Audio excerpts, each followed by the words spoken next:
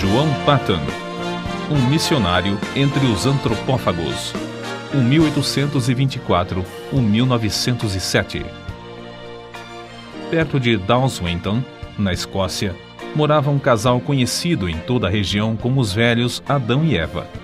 A esse lar veio em visita uma sobrinha, Jeanette Rogerson. Supunha-se que não houvesse muita coisa na casa isolada dos velhos para distrair a jovem, sempre viva e alegre. Mas uma coisa atraiu-lhe o interesse. Um rapaz chamado Tiago Patton, que entrava, dia após dia, no matagal perto da casa. Levava sempre um livro na mão, como se ali fosse para estudar e meditar. Certo dia, a moça, vencida pela curiosidade, entrou furtivamente por entre as árvores e espiou o rapaz recitando os sonetos evangélicos de Erskine. A sua curiosidade tornou-se em santa admiração quando o jovem, deixando o chapéu no chão, ajoelhou-se debaixo de uma árvore para derramar a alma em oração perante Deus. Ela, espírito de brincalhona, avançou e pendurou o chapéu em um galho que estava próximo. Em seguida, escondeu-se onde podia, sem ser vista, para presenciar o rapaz perplexo a procurar o chapéu. No dia seguinte, a cena se repetiu. Mas o coração da moça comoveu-se ao ver a perturbação do rapaz, imóvel por alguns minutos com o chapéu na mão. Foi assim que ele, ao voltar no dia seguinte ao lugar onde se ajoelhava diariamente, achou, preso na árvore, um cartão que continha os seguintes dizeres: a pessoa que escondeu seu chapéu confessa-se sinceramente arrependida de tê-lo feito e pede que ore, rogando a Deus que a torne crente tão sincera como o Senhor. O jovem fitou por algum tempo o cartão, esquecendo-se completamente naquele dia dos sonetos. Por fim, tirou o cartão da árvore. No momento em que se reprovava e a sua estupidez por não saber que fora um ser humano quem escondera o chapéu 2 vezes, viu passar por entre as árvores, na frente da casa do velho Adão, uma moça, balde na mão, cantando um hino escocês. Naquele instante, o moço sabia, por instinto divino, que a visita angélica que invadira seu retiro de oração fora a gentil e hábil sobrinha dos velhos Adão e Eva.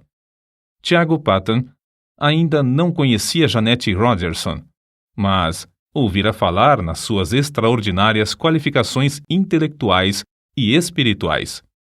É provável que Tiago Patton começasse a orar pela jovem, mas num sentido diferente daquele que ela pedira. De qualquer forma, a moça furtara não somente o chapéu do rapaz, mas também o seu leal coração. Um furto que resultou, por fim, no casamento dos dois. Tiago Patton, fabricante de meias no condado de Dumfries, e sua esposa Jeanette andavam, como Zacarias e Isabel na antiguidade, irrepreensíveis perante o Senhor. Ao nascer-lhes o primogênito, deram-lhe o nome de João, dedicando-o solenemente a Deus, com oração, para ser missionário aos povos que não tinham oportunidade de conhecer a Cristo.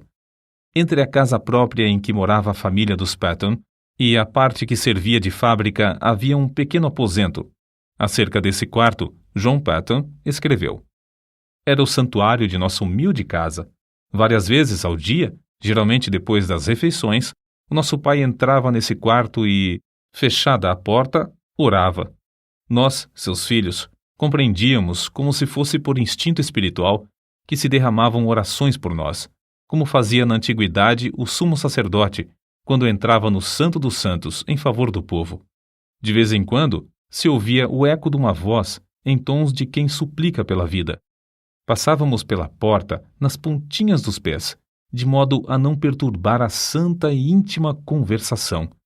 O mundo lá fora não sabia de onde vinha o gozo que brilhava no rosto de nosso pai, mas nós, seus filhos, o sabíamos. Era um reflexo da presença divina, que era sempre uma realidade para ele na vida cotidiana. Nunca espero, quer num templo, quer nas serras, quer nos vales, sentir Deus mais perto, mais visível, andando e conversando mais intimamente com os homens do que naquela humilde casa coberta de palha.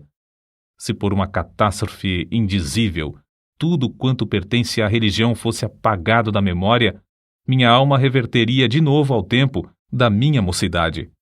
Ela fechar-se-ia naquele santuário, e ao ouvir novamente os ecos daquelas súplicas a Deus, lançaria para longe toda a dúvida com este grito vitorioso: meu pai andava com Deus, por que não posso eu também andar? Na autobiografia de João Paton, vê-se que as suas lutas diárias eram grandes, mas o que dizemos agora revela qual a força que operava para que ele sempre avançasse na obra de Deus. Antes, realizava-se culto doméstico na casa de meus avós somente aos domingos, mas meu pai convenceu primeiro a minha avó a orar, ler um trecho da Bíblia e cantar um hino diariamente, pela manhã e à noite. Depois, todos os membros da família seguiram esse costume. Foi assim que meu pai começou, aos 17 anos de idade, o bendito costume de fazer cultos matutinos e vespertinos em casa. Costume que observou, talvez sem uma única exceção, até se achar no leito de morte com 77 anos de idade. No último dia da sua vida, uma passagem das Escrituras foi lida e ouviu-se sua voz na oração. Nenhum dos filhos se recorda de um só dia que não fosse assim santificado. Muitas vezes havia pressa em atender a um negócio. Inúmeras vezes chegavam os amigos. Mas nada impedia que nos ajoelhássemos em redor do altar familiar enquanto o sumo sacerdote dirigia as nossas orações a Deus e se oferecia a si mesmo e a seus filhos ao mesmo Senhor. A luz de tal exemplo era uma bênção, tanto para o próximo como para a nossa família.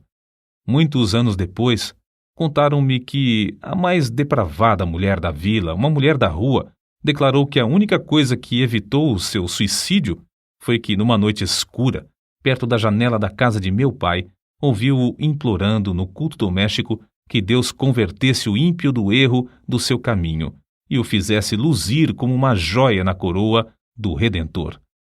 Vi, disse ela, como eu, era um grande peso sobre o coração desse bom homem e sabia que Deus responderia à sua súplica.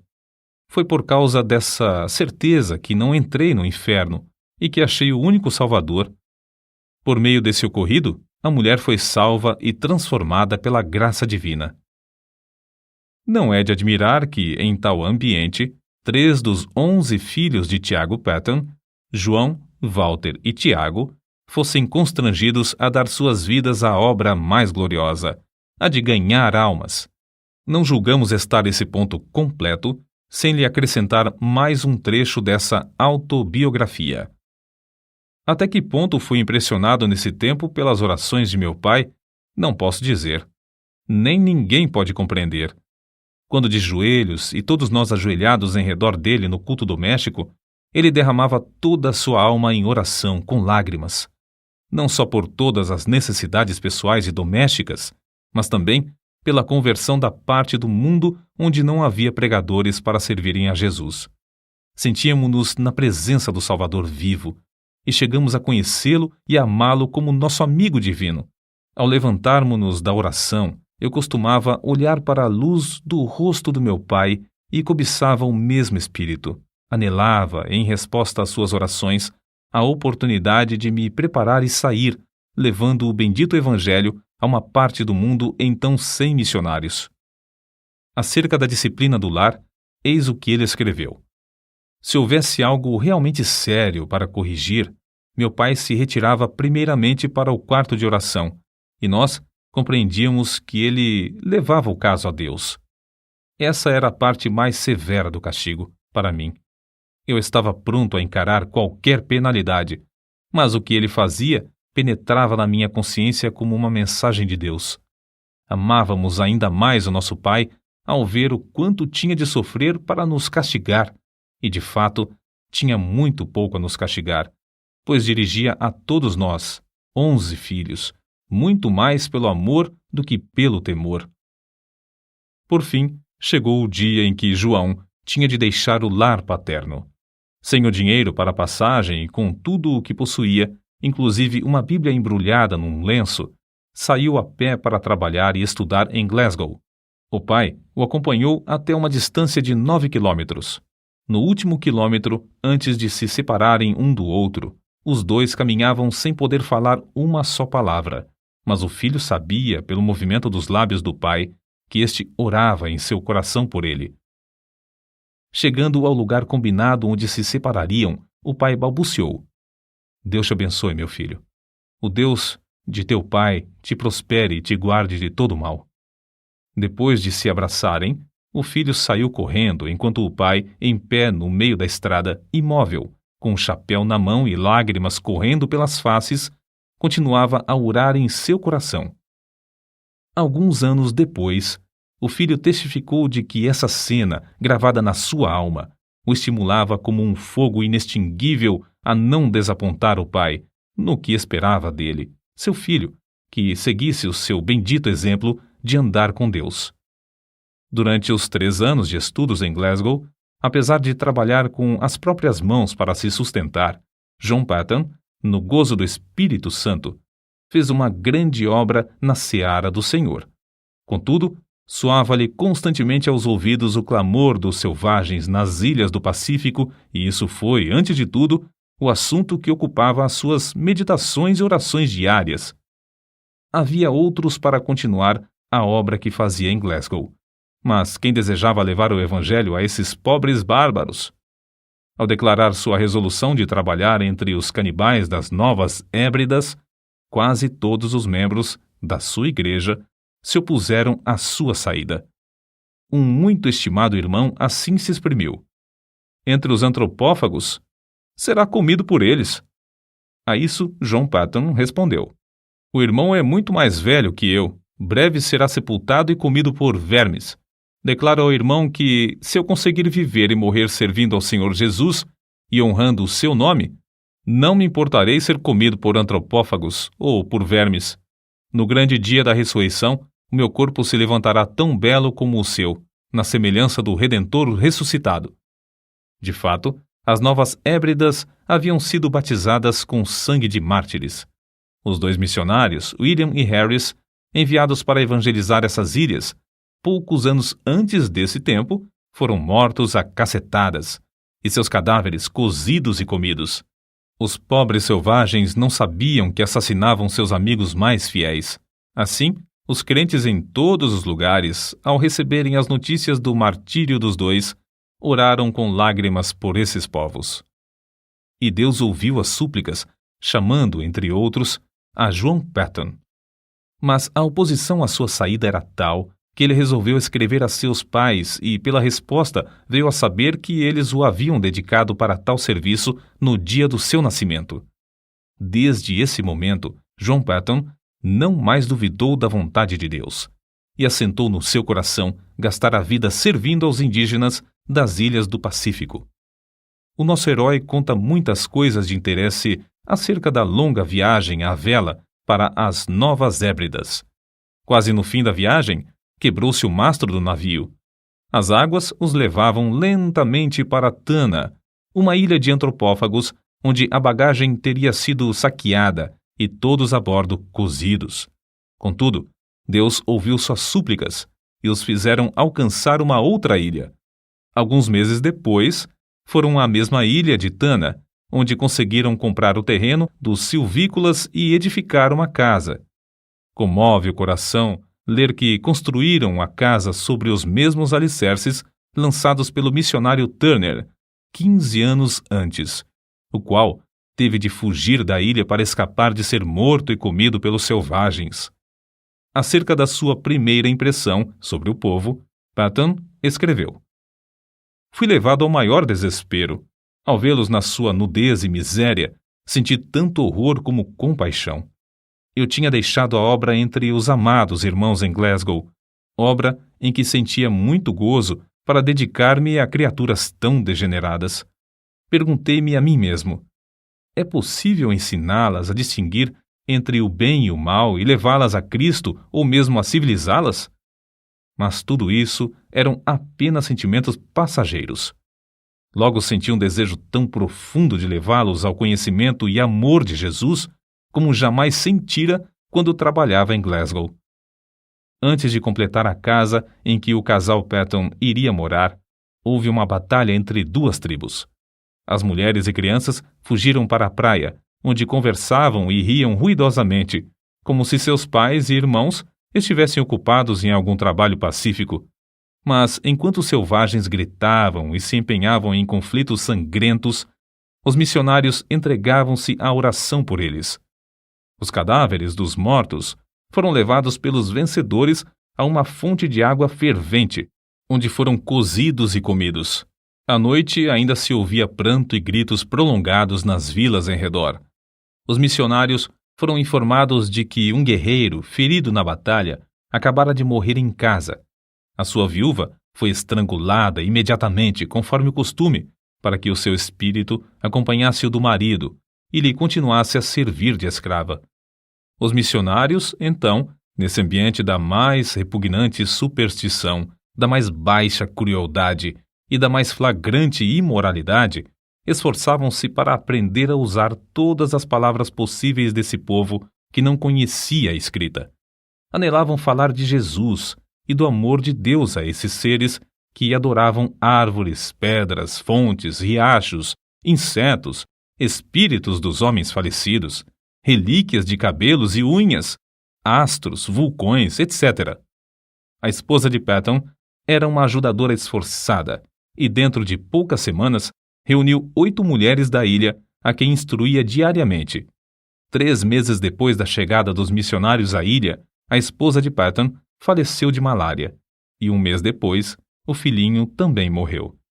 Quem pode avaliar as saudades de Patton durante os anos que trabalhou sem ajudadora em Tana? Apesar de quase haver morrido também da mesma enfermidade, de os crentes insistirem para que voltasse à sua terra e de os indígenas fazerem plano após plano de matá-lo, esse herói permaneceu orando e trabalhando fielmente no posto onde Deus o colocara. Um templo foi construído e um bom número se congregava para ouvir a mensagem divina. Patton não somente conseguiu reduzir a língua dos tanianos à forma escrita, mas também traduziu uma parte das escrituras, a qual imprimiu apesar de não conhecer a arte tipográfica. Acerca da gloriosa façanha de imprimir o livro em taniano, assim escreveu: Confesso que gritei de alegria quando a primeira folha saiu do prelo, tendo todas as páginas na ordem própria.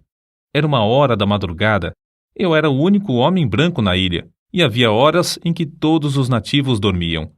Contudo, atirei ao ar o chapéu e dancei como um menino por algum tempo ao redor do prelo.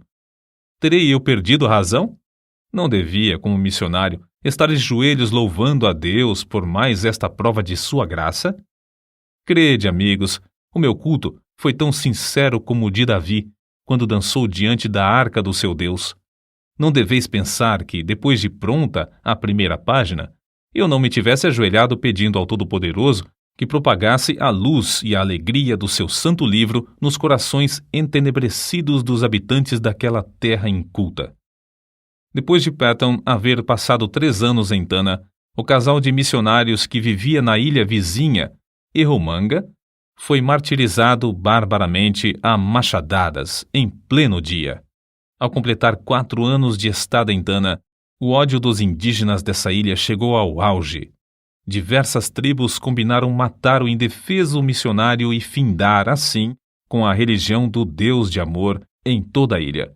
Contudo, como ele mesmo se declarava imortal até findar sua obra na terra, evitava em pleno campo os inúmeros golpes de lanças, machadinhas e cacetes armados pelas mãos dos indígenas.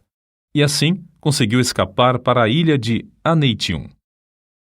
Planejou então ocupar-se na obra de tradução do resto dos evangelhos na língua taniana, enquanto esperava a oportunidade de voltar a Tana. Porém, sentiu-se dirigido a aceitar a chamada para ir à Austrália. Em poucos meses, animou as igrejas ali a comprarem um navio à vela para servir aos missionários.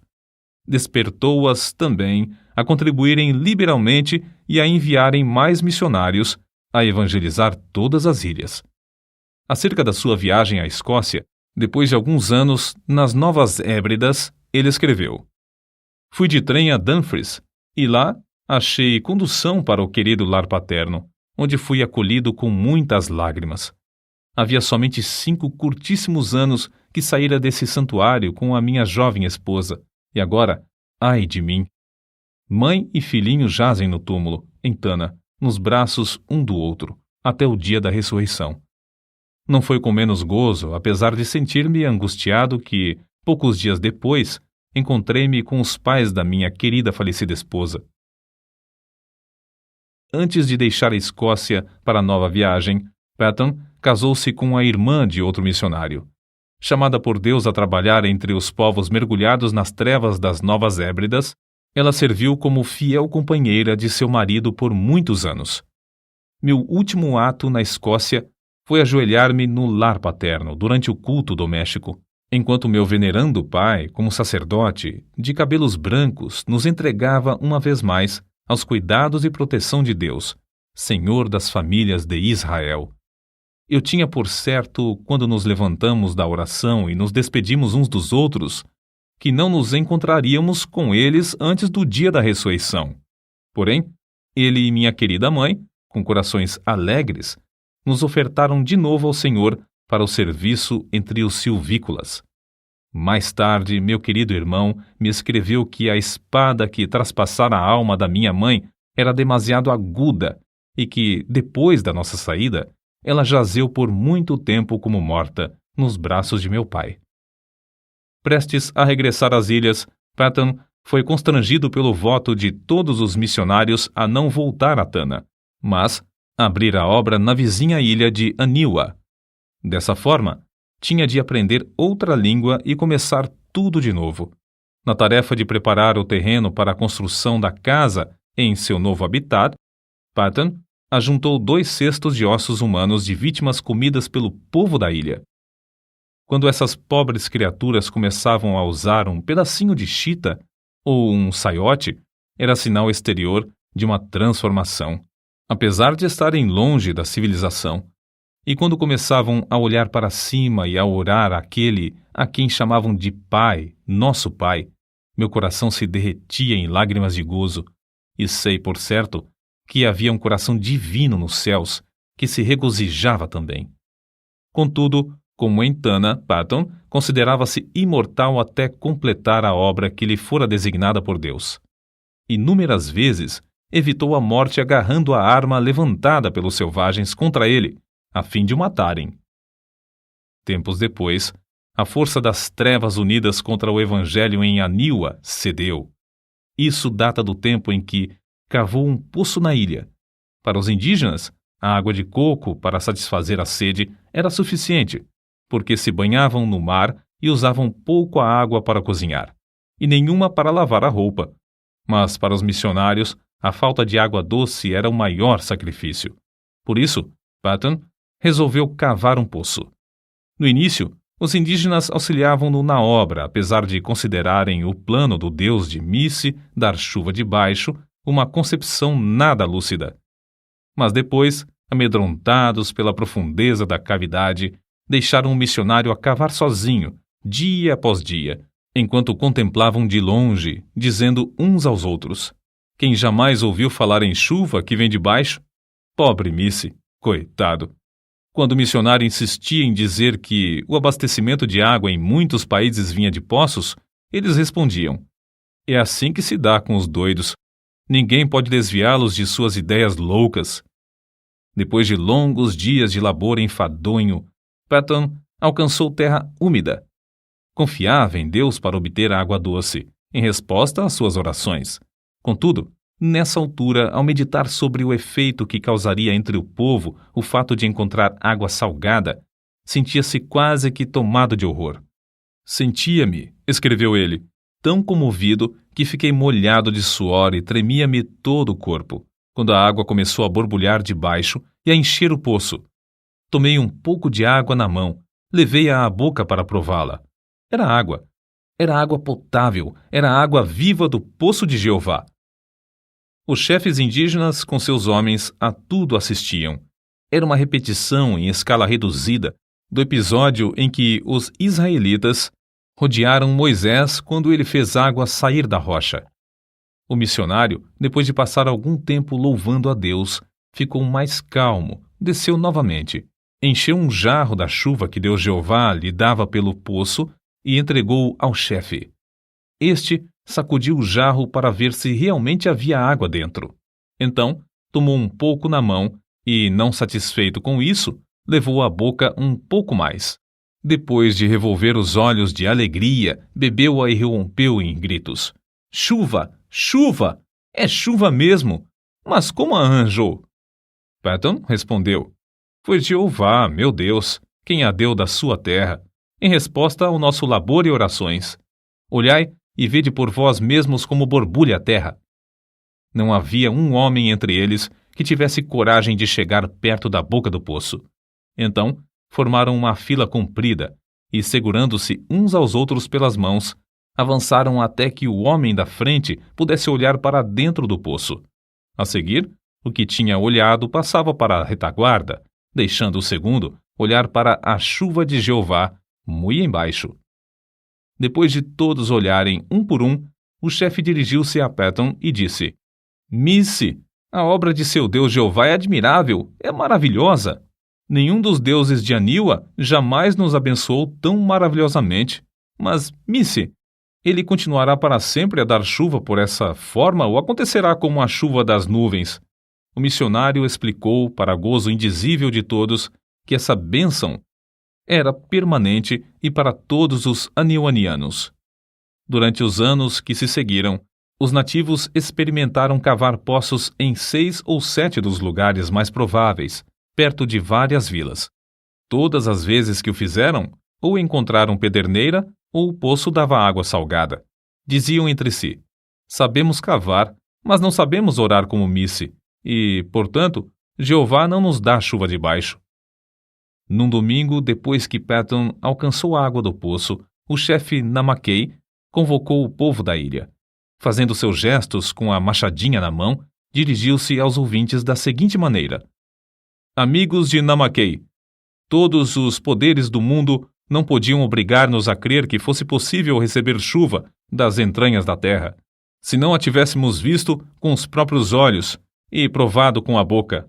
Desde já, meu povo, devo adorar ao Deus que nos abriu o poço e nos dá chuva de baixo. Os deuses de Aniwa não podem socorrer-nos como o Deus de Missy. Para todos sempre, sou um seguidor de Deus Jeová. Todos vós que quiserdes fazer o mesmo, tomai os ídolos de Aniwa, os deuses que nossos pais temiam, e lançai-os aos pés de Missy. Vamos a Missy para ele nos ensinar como devemos servir a Jeová, que enviou seu filho Jesus para morrer por nós e nos levar aos céus. Durante os dias que se seguiram, grupo após grupo dos silvícolas, alguns com lágrimas e soluços, outros aos gritos de louvor a Jeová, levaram seus ídolos de pau e pedra perante o missionário. Reunidos em montes, os ídolos de pau foram queimados, os de pedra enterrados em covas de 4 a 5 metros de profundidade, e alguns, de maior superstição, foram lançados no fundo do mar, longe da terra. Um dos primeiros passos da vida cotidiana da ilha, depois da destruição dos ídolos, foi a invocação da bênção do Senhor às refeições. O segundo passo, uma surpresa maior e que também encheu o missionário de gozo, foi um acordo entre eles de fazer culto doméstico de manhã e à noite.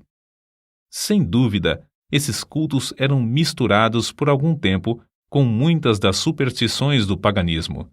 Mas Patton traduziu as escrituras, imprimiu-as na língua aniwaniana e ensinou o povo a lê-las. A transformação do povo da ilha foi uma das maravilhas dos tempos modernos. Como arde o coração ao ouvir acerca da ternura que o missionário sentia para com esses amados filhos na fé, e do carinho com que esses, outrora cruéis selvagens que comiam carne humana, mostravam para com o missionário. Que o nosso coração arda também para ver a mesma transformação dos milhares de indígenas no interior de nosso querido Brasil. Patton descreveu a primeira ceia do Senhor com as seguintes palavras: Ao colocar o pão e o vinho nas mãos, outrora manchadas do sangue da antropofagia, agora estendidas para receber e participar dos emblemas do amor do Redentor, antecipei o gozo da glória até o ponto de o coração não suportar mais. É-me impossível experimentar delícia maior antes de eu poder fitar o rosto glorificado do próprio Senhor Jesus Cristo. Deus não somente concedeu ao nosso herói o indizível gozo de ver os anionianos evangelizando as ilhas vizinhas, mas também de ver seu próprio filho, Frank Patton, e esposa, morando na ilha de Tanna e dando prosseguimento à obra que ele começara com maior sacrifício. Foi com a idade de 83 anos que João G. Patton ouviu a voz de seu precioso Jesus chamando-o para o lar eterno. Quão grande o seu gozo, não somente ao reunir-se aos seus queridos filhos das ilhas do sul do Pacífico que entraram no céu antes dele, mas também saudar com um bem-vindo os demais quando chegarem ali, um por um.